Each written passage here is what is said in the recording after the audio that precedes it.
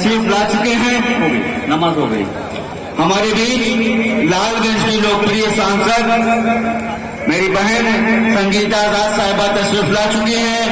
हमारे बीच बहुजन समाज पार्टी के state coordinator आली जनाब डॉक्टर विजय प्रताप साहब तशरीफ ला चुके हैं।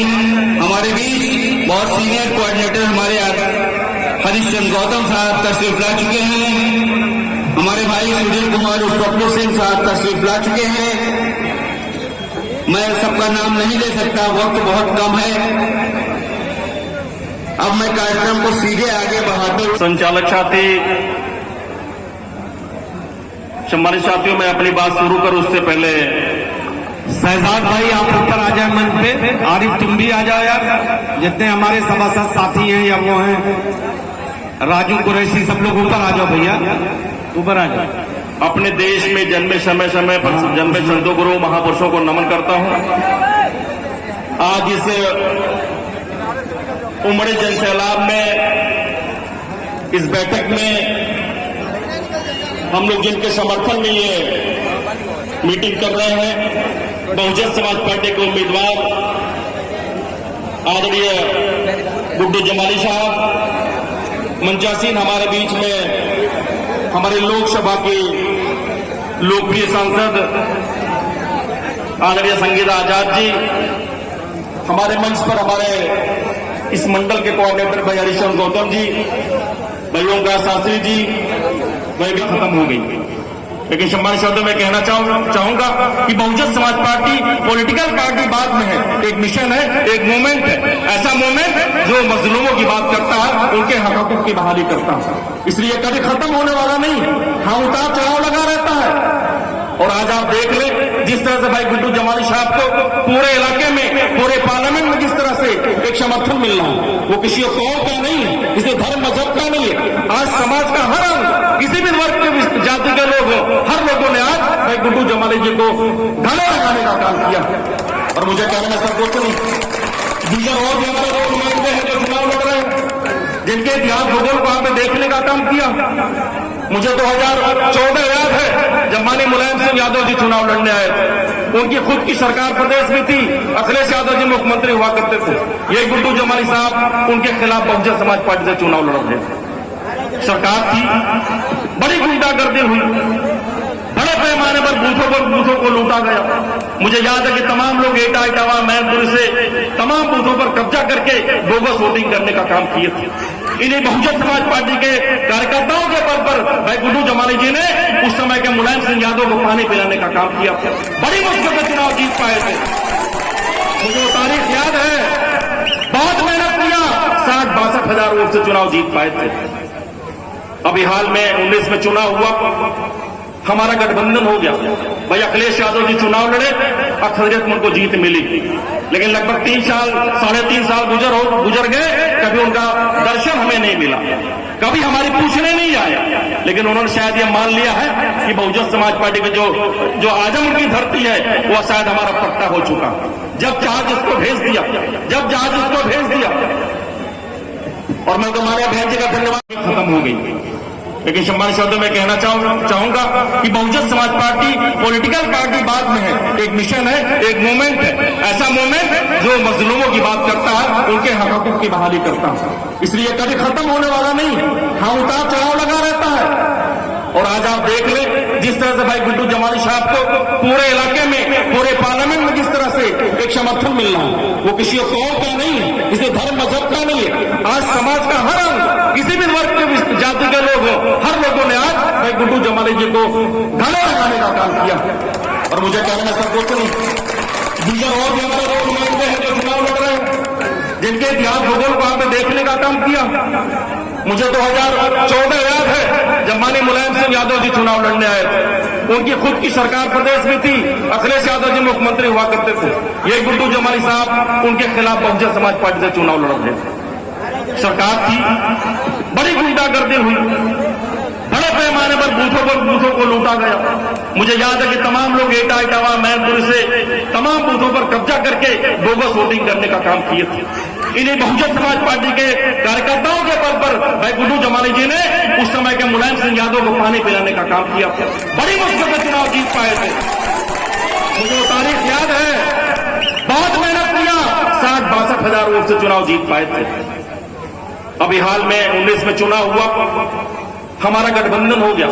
भाई अखिलेश यादव जी चुनाव लड़े, अक्सरियत में उनको जीत मिली, लेकिन लगभग 3 साल 3.5 साल गुजर गए, कभी उनका दर्शन हमें नहीं मिला, कभी हमारी पूछने नहीं आया। लेकिन उन्होंने शायद ये मान लिया है कि बहुजन समाज पार्टी में जो आजम की धरती है वो शायद हमारा पट्टा हो चुका। जब जहाज उसको भेज दिया, और मैं तुम्हारे अभियान जी का धन्यवाद। समाजवादी के पास कैंडिडेट नहीं मिल रहे। मुझे याद है कि चुनाव के अंतिम नॉमिनेशन के अंतिम दिनों में इसी समाजवादी पार्टी के लोगों ने हमारे एक समाज को बलि का बकरा बनाने का काम किया। सुशील आनंद का नाम आया, जबकि हम पक्की तरह जानते थे कि समाजवादी पार्टी के लोग ऐसे नहीं जो शेड्यूल कास्ट के साथी को मौका देने का काम करें। उस बेचारे का नाम आया, तमाम मीडिया के लोगों ने बाइट लिया, बड़ी खुशी वो बड़ा खुश रहा, लेकिन एक ही दिन बाद, अगले दिन बाद सब कुछ बदल गया। उसकी नुमाइंदगी वापस ले ली गई। तमाम तरह के चर्चाएं होने लगी कि डिम्पल जी चुनाव लड़ने आ रहे हैं। कौन चुनाव लड़ने आ रहा है? ये उनकी समझ में नहीं आ रहा था कि बहुजन समाज पार्टी ने जिस शातिर को उम्मीदवार बनाया है उसके मुकाबले में किसको लड़ाने का काम करें। बड़ी मुश्किल बात उन्होंने धर्मेंद्र यादव के नाम को प्रपोज किया, लेकिन मैं समझ रहा हूं हवा निकल चुकी। जिस तरह से आज हमारे अकलियत के लोगों ने जिस तरह से उनको शर में बिठाने का काम किया था, सम्मान देने का काम किया था, आज वो नीचे उतार चुके। पूरा का पूरा समाज में समझ रहा हूं आज भाई गुड्डू जमाली के साथ लामबंद जो का खड़ा हो चुका। और मैं बड़ी बात नहीं करूंगा, अभी 22 का चुनाव हुआ, बहुजन समाज पार्टी तीसरे नंबर पर रही है, लेकिन मैं दावे के साथ कह सकता हूं अगर 26 जून को काउंटिंग शुरू होगी तो 2.5 लाख से मजबूर की लड़ाई लड़ रहे हैं। ये सिर्फ गुड्डू जमाली साहब की लड़ाई नहीं है, ये हम सब की लड़ाई है। और इसीलिए राष्ट्रीय उलमा काउंसिल ने आज ये फैसला किया सुबह में कि जो मुसलमानों के ठेकेदार बन रहे हैं, पूरे प्रदेश से यहाँ मुसलमानों को लाकर मुसलमानों के वोटों के मसीहा और उनको गुलाम बनाने की साजिश कर रहे हैं, हम उनके खिलाफ एक अपने भाई को, अपने लाल को, आजमगढ़ के निवासी को, आपके भाई और आपके बेटे को समर्थन करते हैं। और 2017 में जैसे कि हमारे समर्थन से आपने देखा था बहुजन समाज पार्टी यहाँ से 4 सीट जीती थी। मैं इंशाअल्लाह उम्मीद करता हूँ, आप लोगों से गुजारिश करता हूँ और अल्लाह से दुआ करता हूँ कि राष्ट्रीय उलमा काउंसिल का आज जो ये समर्थन हुआ है, इंशाअल्लाह ये समाजवादी पार्टी और भारतीय जनता पार्टी के ताबूत में आखिरी चीज साबित होगा और हमारा इनकलाब नया इनकलाब लाएगा। आजमगढ़ जिंदाबाद, आजमगढ़ जिंदाबाद, हमारा इतिहास जिंदाबाद। बहुत बहुत शुक्रिया। अब मैं बिना किसी तमीज के गुजारिश करूंगा मेरी छोटी तुम्हारी मायावती जनाब गुड्डू जमाली साहब। अनवर भाई वो पर्चियां कहाँ हैं जो हमने दिया था? नहीं वो जो हाँ।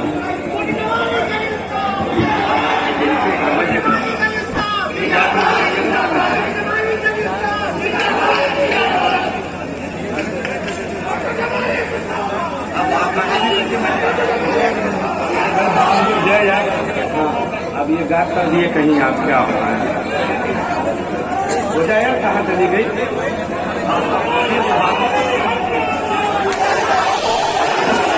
भैया मेरे एक बात सुनो। अरे यार एक बात सुन लो भाई, मेरे छोटे भाई। असल में अब दिक्कत ये होती है कि आप लोग, यही तो दिक्कत है, इतने जज्बाती होते हो कि अपना काम खुद ही खराब कर लेते हो। अब मीटिंग है बाबू, 10 मिनट बचा है, खुदा के लिए खामोश होकर सुन लो, जो कहना चाहते हो तो सुन लो।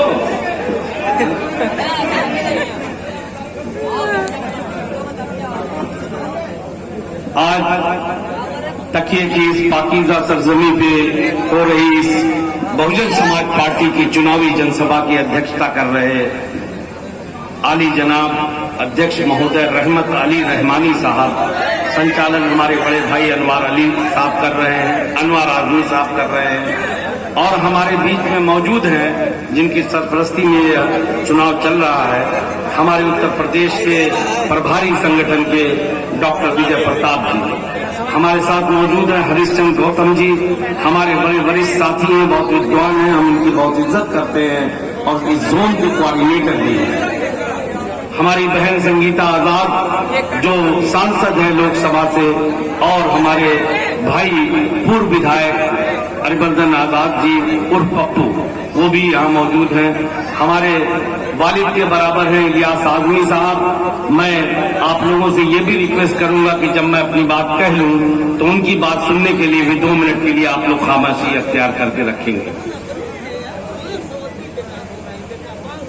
ओमकार शास्त्री भाई मौजूद हैं हमारे बीच में, विनोद चौहान जी मौजूद हैं, शाहिद खान साहब मौजूद हैं, शारिक खान साहब मौजूद हैं, राजकुमार जी मौजूद हैं वाम से, दीपक कुमार साहब मौजूद हैं, परवेज खान साहब मौजूद हैं, शकील मंसूरी साहब मौजूद हैं, पपलू भाई, देखिए मैं क्षमा चाहता हूं पपलू भाई, सम्मानित परिवार है, किसी तारुफ का मोहताज नहीं है। भाई पपलू सिंह जी हमारे बीच में मौजूद हैं, अरविंद भाई मौजूद हैं, मतलूब खान साहब मौजूद हैं, रिजवान अहमद साहब मौजूद हैं, परवेज अहमद साहब मौजूद हैं, और कुछ हमारे साथी जो यहाँ हमारा हौसला बढ़ाने आए हुए हैं।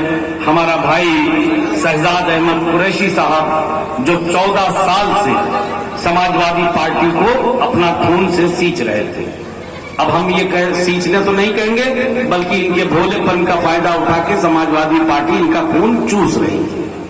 हाँ, हम तो यही कहेंगे। हाँ, और हमारे दूसरे भाई आरिफ मोहम्मद खान साहब राष्ट्रीय कार्यकारिणी के सदस्य रहे हैं, जिन्होंने मुझे इन परिस्थितियों को देखते हुए अपनी अच्छा समर्थन दिया। और अच्छा, मैं माजरत के साथ ये बात कह रहा हूँ, माफी मांगते हुए हमारे बीच में राष्ट्रीय उलमा काउंसिल के प्रवक्ता, उनके स्टेट प्रेसिडेंट बैठे हुए हैं, तलहा साहब, हम उनका भी बहुत शुक्रिया अदा करते हैं। इन्होंने इस कठिन समय में हमारा साथ दिया है। मुझसे थोड़ी चूक हो गई थी, लिख नहीं पाया था मैं।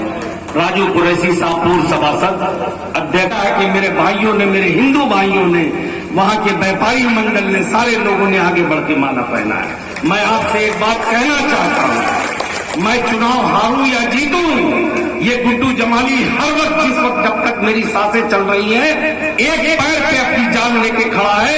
कभी आवाज दे के मुझे देख लेना, इंशाअल्लाह आपको ये नहीं लगेगा कि यार किसी गलत आदमी को माला पहनाया था हमने। हम इज्जत के भूखे हैं, हमें और कोई चीज की जरूरत नहीं है।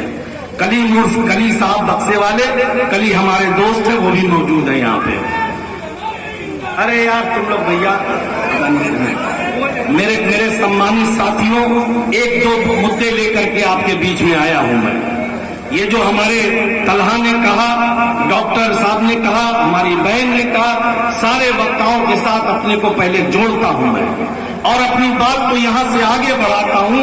ये चुनाव, ये कोई मामूली चुनाव नहीं है, कहने को ये बाई इलेक्शन है। इसके हार जीत से ये बात सही है कि सरकार के ऊपर कोई फर्क नहीं पड़ने वाला है, लेकिन जानते हैं इस देश और इस प्रदेश की राजनीति और खासतौर से आजमगढ़ की राजनीति में एक तारीख लिखी जाएगी। और तारीख ये लिखी जाएगी कि जब जब कोई राजनीतिक नेता घमंड में चोर आजमगढ़ की जनता के सम्मान को रो देगी, तब आजमगढ़ के 100 समाज के लोग एकजुट होकर उनको खदेड़ने का काम करेंगे। इसलिए कि एक तरफ वो लोग हैं जो इस जमीन को अपना पट्टा मानते हैं, पट्टा, चले आते हैं सफाई से यहां दाखिल खारिज कराने के लिए। आज मैं हूं, कल मेरा बेटा आएगा, परसों मेरा पोता आएगा, वाह भाई वाह। और एक साहब है, दूसरा दल, जिसको लगता है कि अब तो कोई योग्य व्यक्ति इस आजमगढ़ में है ही नहीं। ये गुड्डू जमाली नेक के आधार पर राजनीति करता है, नफरत के आधार पर नहीं करता है। मैं हमेशा कहता हूं, राजनीति में वैचारिक मतभेद होता है, कोई निजी दुश्मनी नहीं होती है। इसलिए खुले दिल और खुले मन से इस बात को कहता हूं, हर दल में योग्य व्यक्ति है इस जिले में, हर दल में योग्य व्यक्ति है, चाहे भाजपा हो, चाहे समाजवादी पार्टी हो, चाहे बहुजन समाज पार्टी हो। मैं अकेला नहीं हूं, मेरे अलावा भी योग लोग हैं। आप लोकल प्रत्याशी भेजिए, लोकल लोग होंगे। आपको हमने 10 साल एमपी बना के रखा, अरे इससे बड़ा जिल्लत और क्या होगी आपने हमारे मुंह पे थूका है। जीतने के बाद आपसे तो तवक्को ये थी कि आप घूम के पांचों विधानसभा में 2 5 10 मीटिंग करते हैं, अपना कोई ऑफिस बनाते, महीने 2 महीने में आके 2 4 6 दिन बैठते, जनता को बताते कि मिलने का समय ये है, जब चाहे आके निकलो। वैसे नेता का कोई मिलने का भी समय नहीं होता, ये बता दूं मैं। अगर अच्छा नेता है तो कोई समय नहीं। अब किसी डॉक्टर ने नहीं बताया राजनीति को जाने के लिए, तो किसी ने कहा है ना कि जो घर को आग लगाए हमारे साथ चले, जिसको अपनी रातों की नींदें हराम करनी होगी वो ये शौक पाले। इसलिए अगर जनता को रात में 2 बजे की जरूरत है तो आपको खड़े रहना पड़ेगा, इसलिए कि यही जनता आपको ये इज्जत देती है। तो वो तो हुआ नहीं, ऐसा तो आपने किया नहीं। अरे आपने पर्चा भरने के बाद अल्लाह ने आपको इतनी भी तौफीक नहीं दिया कि आप सर्टिफिकेट लेने आना तो दूर की बात रही, आप जाके सो गए सैफई में। और एक हमारे भारतीय जनता पार्टी के साथी हैं, उनको कोई योग नहीं मिला यहाँ पे। एक राहुल संस्कृतैन अल्लामा शिबली नोमानी की सरजमी पे, जिसने एक से एक विद्वान पैदा किया इस आजमगढ़ में, जो आजमगढ़ का नहीं दूसरे देशों का प्रतिनिधित्व करते हैं, और उनको हमारे यहाँ प्रत्याशी नहीं मिलता।